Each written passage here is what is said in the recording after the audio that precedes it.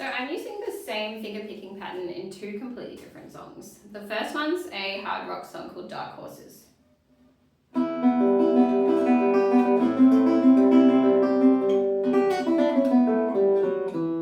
the second one is a ballad called The Preacher.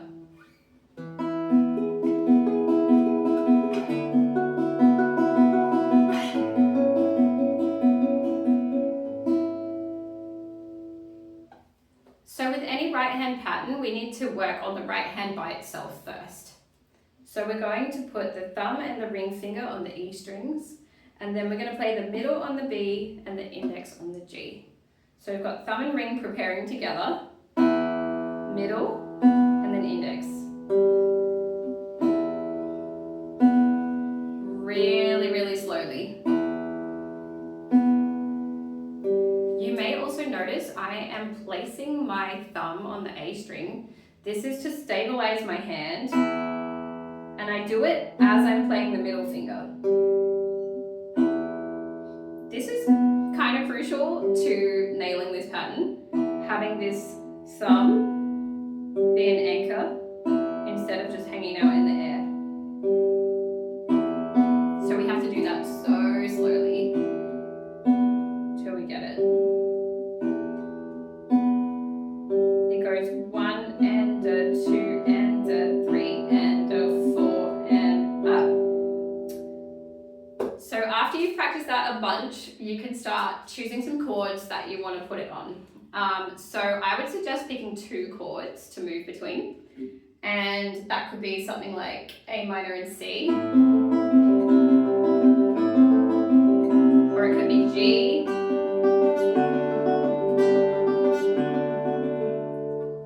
The most important thing is that you put your thumb where the root note of that chord is, because otherwise it will sound a bit weird, which can be cool too, but it has to be the right moment. So for now, find the root note. So if that's A minor, you need an A. It's the name of the chord that you're playing. So A minor has an A root note, and the A is the open A string. For C, the root note is here. This is a C pitch, so still on the A string, but on the 3rd fret. If you choose the G chord, you're going to have your thumb on the low E and your left hand's on the 3rd fret. And if you did a D chord, your thumb would be on the D string. So your anchor for stability will change. So if you've got a pattern on the D string, you might anchor on the A instead.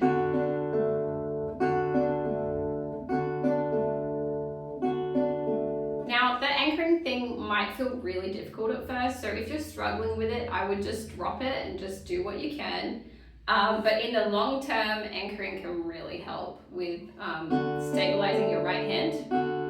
You can imagine like having something on your hand that you don't want to fall off.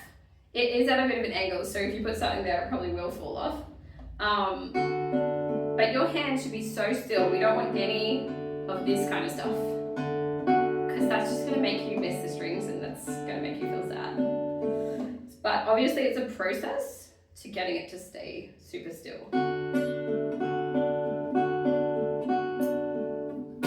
So after that, if you're writing a song, you're going to choose the chords that fit the emotion of that song that you want to convey.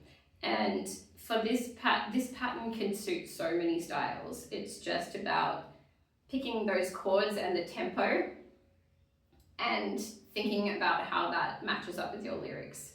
And then later on, if you're full on writing a song with an arrangement, obviously the arrangement will shape the vibe of the song too. So I hope you enjoyed that, and I look forward to bringing more videos.